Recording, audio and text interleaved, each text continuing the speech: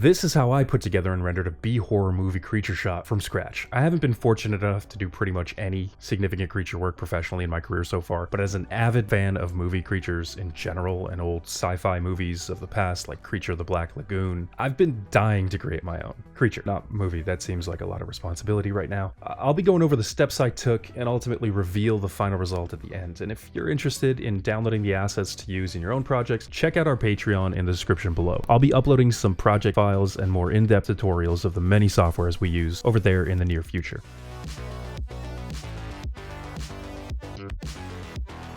Okay, first things first, I needed to come up with a concept for the creature's look, because I unfortunately can't hire an actual creature. They were all booked for the upcoming Alien movie, and I don't have like an actual movie plot to tie this creature into, so my options are borderline endless. Like I could go with a slimy Demogorgon dog, or a sci-fi alien creature, giant tentacle monster, a massive beast man, or like a swamp thing. But I'm a fan of Guillermo del Toro's wild creatures, and as well as Neil Blomkamp's work. I always loved that human-animal hybrid fishman in The Shape of Water, and District 9's like insect people felt really grounded as these humanoid, anthropomorphic, but still kind of believable creatures, and thought it'd be cool to go with something similar, but maybe something a little stockier, like a predator, rather than those scrawny twig-like amphibian and insectoid counterparts that I'm basing this concept on. I wanted to showcase the full character workflow here though, and sort of show that to do it right, it takes a lot of in-depth knowledge of so many disciplines. Pretty much no one has the actual skill set to take this kind of shot from A to Z in a professional manner on their own. At least I definitely don't. To do this right, I'm gonna need to reach out to a few friends, and if you want to build up some similar shots to beef up that demo of yours, don't hesitate to reach out and collaborate. You don't need to be a hero and try to do this all by yourself. With that in mind, I reached out to my buddy Tristan, who's an expert creature artist, to help me come up with some concept art and base the creature on. Definitely go check out his work in the description below. So together we sunk a good chunk of time embarking on a journey of digging through countless references of all kinds of animals until we came up with a board full of grotesque looking animal photographs that we found inspiring.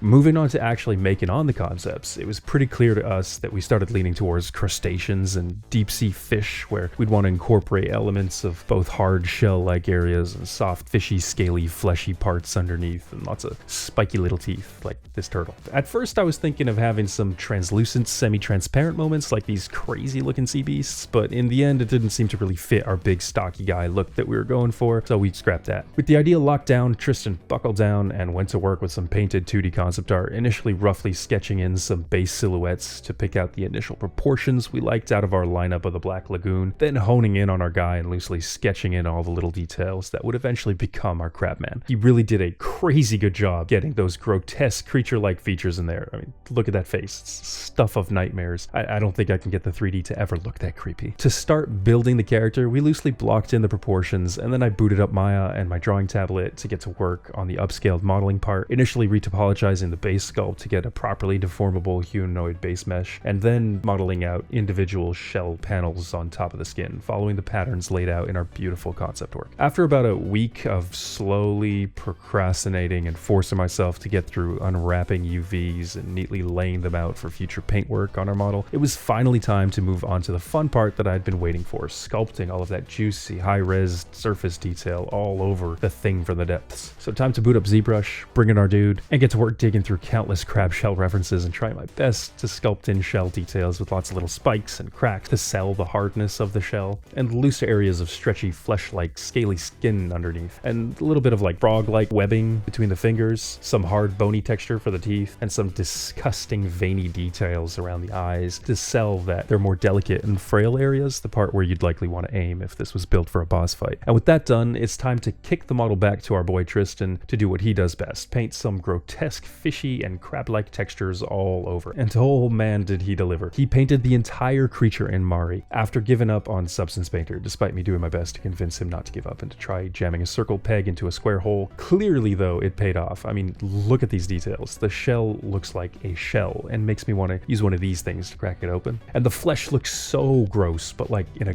good way. Finally, our creature was coming to life, and at this point, I couldn't help myself, so I jump into Photoshop, mocking up some lighting and material details to see what our little dude could one day become, which was kind of useful to give us some future direction and to see where to take it from there. So, time to move on to shading. I loaded the model into Houdini Solaris, hooked up all of our high-resolution textures into the material, and got to work dialing and mixing in details to get the shell to feel hard and wet, and adding in a lot of subsurface to the flesh to get it to react nicely against the backlight, the way our skin kind of lights up and becomes a little translucent against a flashlight. I dialed in the materials and mixed some masks together to get a nice fall off from shell to flesh around the eyes, and came up with a bone-like material for the teeth that I was content with. Eventually, after hours of tinkering, I was finally happy with the stocky guy's look and could finally move on to some shot work. On to rigging. For a creature this intricate, I'm not going to bother trying to rig this myself, so I reached out to Nico, a professional rigging artist who I've worked with a few times in the past, and who I can count on to deliver. Within no time, he sends me an awesome biped rig with all sorts of custom details for facial rigging, and IK, FK control, and like that slidey thingy where the eyelids properly wrap around the eyeballs. Quality. The rig was light in the scene and made it easy to work with in shot context, so on to animating, where again, I wanted to do this thing justice, and one thing I am not is a professional creature animator. But I do know somebody who is, so I reached out to another friend and old colleague, Khan, who's got the chops with a lot of experience animating characters, so I blocked in a camera and sent him our very stiff rig models, and within like a day or two, he whipped up a sick looking animation. I mean, look at all the teeth moving when he opens his mouth, and his little finger twitch as he whips his arm around. It's so damn good. Finally, our creature is alive, and we could put the shot together, so